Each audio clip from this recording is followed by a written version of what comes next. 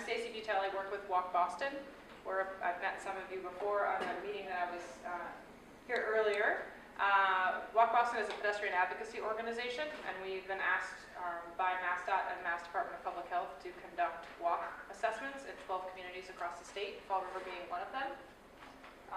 The reason that MassDOT and Mass DPH reached out to advocacy groups as opposed to using a lot of the resources that are already employed by MassDOT and Mass DPH is because not only are we looking at infrastructure improvements, but we're also looking at building awareness about pedestrian issues and building community and municipal knowledge about pedestrian infrastructure.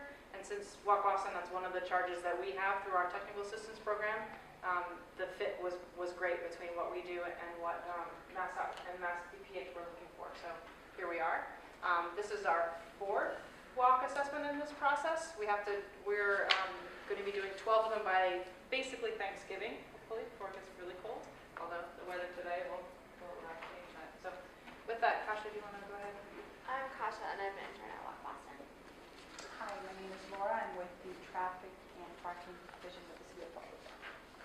My name's Tom Mauretti. I'm with the City of Fall River Police Department, and myself, along with other officers, are assigned to do a detail to enforce and educate people in regards to the grant that was provided to us. I'm Louis D'Olivera, and I'm with SRPEDD. I'm Jackie Schmidt. I'm with SRPEDD. I'm the Bicycle and Pedestrian Coordinator. We oversee the grant that the police manage. And I'm Julie Kelly. I'm the coordinator of Mass in Motion. I work for the City of Fall River. My name is Corey O'Connor from Mass DOT, Traffic Safety Engineer. I'm Brendan Carney, Communications Manager for WalkBoston. Great.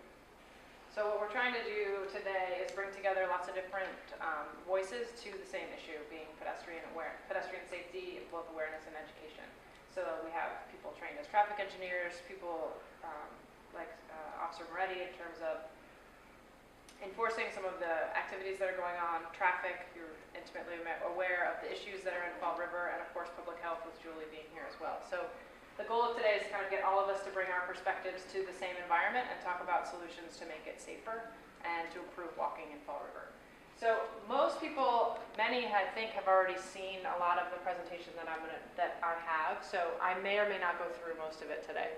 Many of you are traffic engineers already, you understand infrastructure, so I don't want to waste time to go through all of that. I'm going to flip through some slides just to get your mind thinking and remembering about some of the pedestrian infrastructure that we're going to be looking at. Just because it's a good refresher, it puts us all on the same page in terms of vocabulary, and is a good starting point.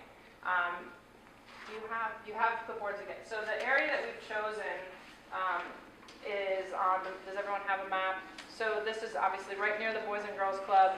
There's a school, a major park, and one of the locations, as I understand it, that the police have been doing their awareness activities is at Robeson and Bedford Street in particular. So that was an intersection that we wanted to take a look at and see if there are built environment reasons as to why people are behaving the way that they are. So that's one of the intersections in particular that we'll be looking at. I noticed too when we first got here, we did a quick drive around the forward stopping just to remind ourselves of the area and look at, and that's right when school was coming out. So it was, cars were starting to park right near the school, blocking Pine Street, that whole area up between Pine and North Quarry Street. So it'll be interesting to see. Most of them will probably have cleared out. I don't know what time school gets out, but by the time we get up there, but that's something to keep in mind too. There are really specific issues having to do with school arrival and dismissal that I know Laura had talked about in our meeting a few weeks ago, and things that we can keep in mind when we're looking at the infrastructure there to see if there are better ways that we can accommodate the needs of pedestrians and drivers in that situation. So with that, let me quickly go through some slides about the pedestrian environment. So WalkBoston, this is our mission, this is who we are. We work to make walking safer, easier, to encourage better health, a cleaner environment, and more vibrant communities. So all of you here at the table contribute to that goal in some way. As do we, and we work across the state. As you can see, we're working in over 100 different communities within the Commonwealth, not just in Boston, despite our name. So needless to say, we've worked before in Fall River. We will continue to work in Fall River with Mass in Motion. And many neighboring communities as well. This is a photograph of a walk assessment that we did in the city of Holyoke, and Dorothea Haas is the woman with the hat in the middle of this picture. And again, this picture really brings home one of the major goals and purposes of this program, which is to bring together different voices at the city. So next to her is a representative from one of the alderman's offices, the director of economic revitalization, and the city engineer. So getting all of those voices working on the same issues of walkability is really what one of our goals is today. Again, fostering awareness is one of the things we're going to be doing, actually doing some evaluation of the infrastructure that we see today, and then coming up with some improvements at the end. So when we're finished with our walk today, we'll come back together, have a few snacks, talk about what we saw, and start to come up with some recommendations that we can then put in a report that will go to MassDOT, MassDPH, and others to actually, hopefully, get some funding to make some of those infrastructure improvements. Speed is the #1 killer in terms of pedestrians, right? If you get hit by a car going 20 miles an hour, you have an 85% chance of living. If you get hit by a car going 40 miles an hour, you have an 85% chance of dying. So if we could slow cars down, we're doing a lot for pedestrian safety. So some of the ways that we can do that: narrowing travel lanes. So when we're out today, we should think about whether or not the lanes are adequately sized for traffic and also for pedestrian safety. Even narrowing the lane with paint as opposed to moving a curb really does change the ways that people drive and the way that people react within that streetscape. Curb extensions, we can think about this in terms of slowing traffic. These work very well in areas where there's on-street parking and at mid-block crossings, and they shorten the distance that pedestrians have to walk, and they also make walkers more visible beyond those parked cars. And then make drivers more visible, motorists, cars more visible to pedestrians, and pedestrians more visible to motorists. Crosswalks, we know out here, it looks like there are some crosswalks that are more than just the 2 parallel lines, which is great. More awareness, more paint is something we always advocate for. And regular maintenance as well. Raised crossings or speed tables are something we can think about. Those are often done around schools. The photograph that's on the left is actually taken near a middle school in Watertown, which was recently installed. It's a speed table that's a gentle rise in the road that slows traffic down, gives them a clue that there may be pedestrians in the area. And then the in-street crosswalk signs. We've been getting a lot of interesting feedback about these signs. They're really inexpensive, so we often advocate for them. They often disappear, is what we've heard. Another issue that we heard last time, which we hadn't heard before, can you still hear me? Was that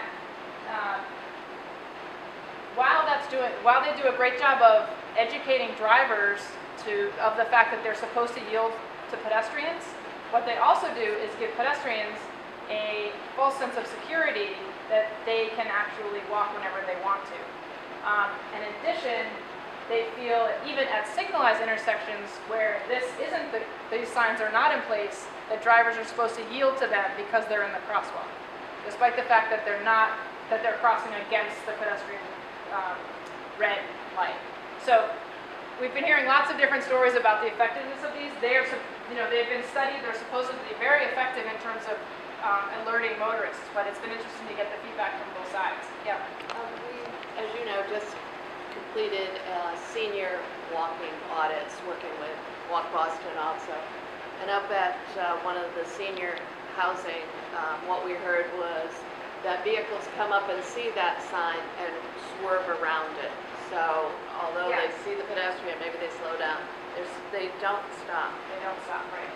So it's, like I said, mixed results, but it is a tool in the box of things that we can use to think about making crossings safer. Pedestrian refuge islands are great for areas where you can't actually get all the way across the street, just giving people an area where they can wait safely.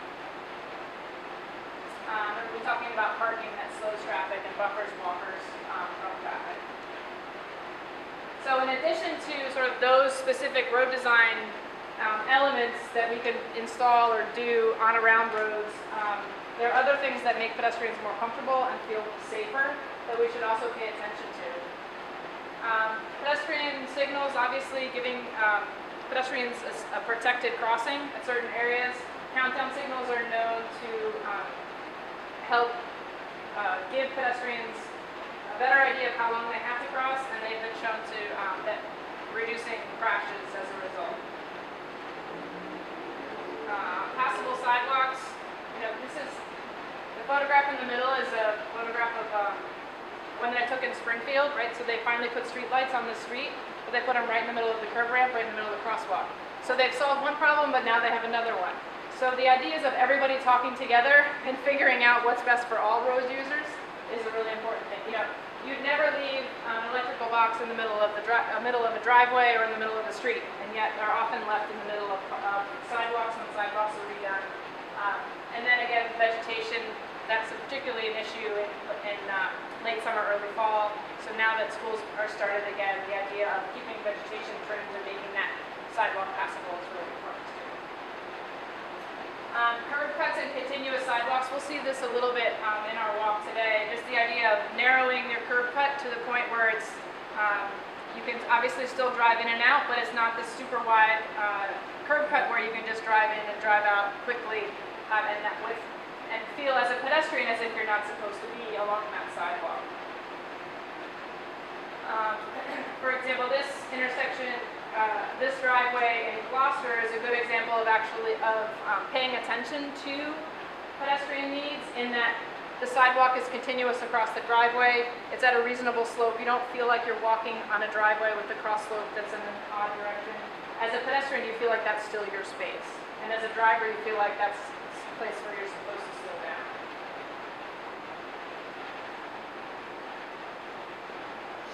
And again, we talked a bit about all of the different voices that are here today. Trees, benches, trash receptacles, all of those things put together really generate a vibrant community, and that's really what we're working towards today, is trying to get all of the different interests together to provide a better space for everyone to be along the streetscape.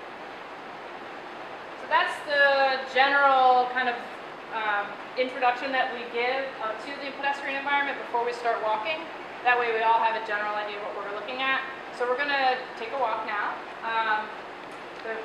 Each of you should have a clipboard with a map on it. In addition to the map, there's something called this walk assessment tool, which I think I shared with some of you last time we were here.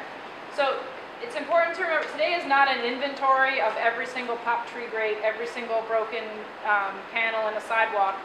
It's a general observation of specific infrastructure.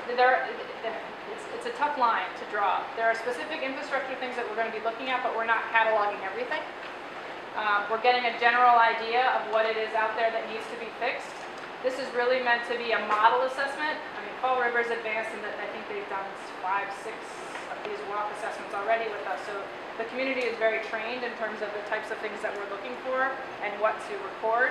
But just for those of you who haven't been on a WalkBoston assessment before, we do pay attention to curb ramps, we do pay attention to traffic signals, phasing, all of those types of things, but we're not doing a total inventory.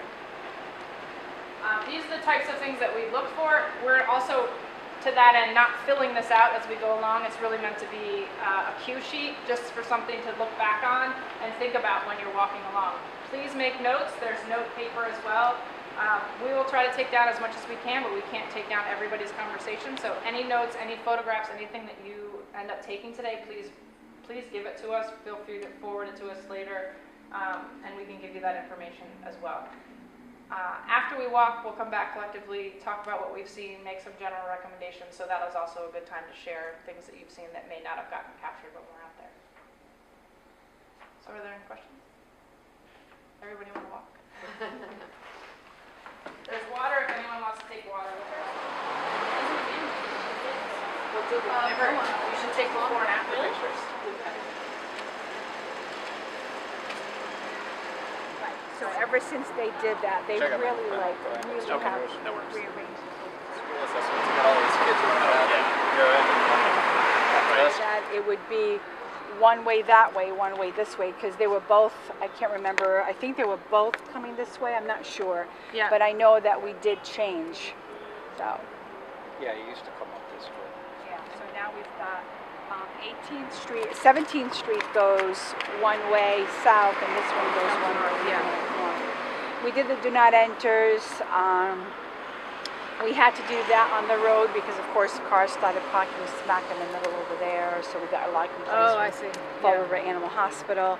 It's really busy on weekends because of the parish and the Yeah. church, and they're using this church. But they do it really well. They have the guys come out. They stop the traffic. Yeah. What they do is, as you notice, there's no curbs. Right. They get everybody across the street. It's been done safely, but the reason why we do it there is because they're not going to come here. As you can see, there's not one here either because of the way the intersection is. Right. So that crosswalk's been there for quite a few years. I think that's something that should be in case you have someone with a wheelchair that needs to cross over, but they get across. So I spoke to, is it Lieutenant Crook? Yeah. I spoke to him last week, and he was saying, we were just verifying the route that we were going to take today, and he was saying that Robeson and Bedford wasn't originally on your list, but because you saw so much pedestrian traffic, that Bedford Street became part of the list for the... There is a lot of activity pretty much from North Quarry to all the way up. Robeson. Yeah. Bedford Street's busy, especially right Yeah. But it really feels like it's a driveway, it's a long driveway, so obviously you don't want to necessarily infringe upon the business owner because they need the parking for their business, but just when thinking about designing an area and where buildings should go and parking lots should go, this is not it's not ideal for a pedestrian. Cases like before someone Exactly. builds it up.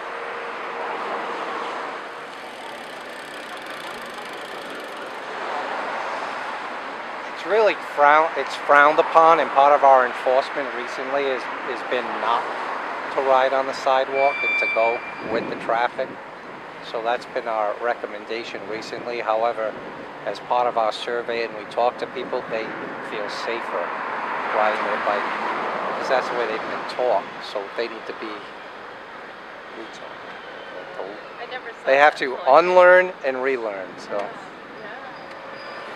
There's a lot to relearn with bicycles. They ride on the wrong side, go against traffic. And they were taught, I was taught that, I'm sure. Yeah.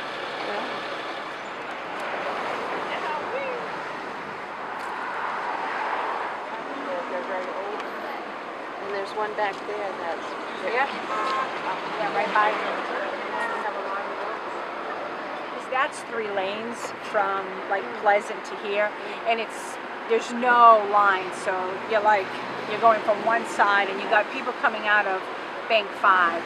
Bank 5 is new, Boston Market is new, and then you've got the new place from here that was just added down there, and traffic is unbelievable. The part is that when the traffic from Robeson have a green light, they keep on going, you gotta wait until you can sneak in there. So this intersection would need, the traffic lights would need to be all brand new and reflect an arrow, a left arrow, for those vehicles. The left arrow would have to be, but then again, you gotta worry about the cars that are here. Because either way, you always have cars going down, whether they're coming down Robeson or whether they're coming down Bedford. So it makes it really, and then when they see the light green, they think that they can go. And what happens now is you have a volume of vehicles because now you have teenagers and I think we forget that as we look. So if we make any changes now, I think we need to reflect what's it going to be 15 or 20 years from now. So what I'm doing now, will it be feasible for that time period? Because if you don't do that, then 10 years from now, you're going to come to the same intersection and figure out what you're going to do now. And I think that's what's, I mean, this whole area here is, if you're from here, you're okay. I mean, you can finagle out of here and out. But if you're not and you're lost, and we see them, especially with the detour from 79 and 195, I think it's made people travel within the city a lot more than before. So. If I was a pedestrian, I would tend to walk over here and then cross, so I could see. Yeah, I'd feel a lot safer over there because people are whipping over here. They see the green arrow. I can't see it, yeah.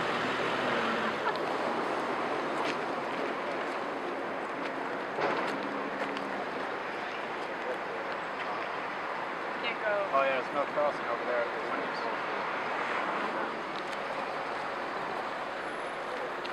Don't walk right. The walk doesn't work on either side. The don't walk does.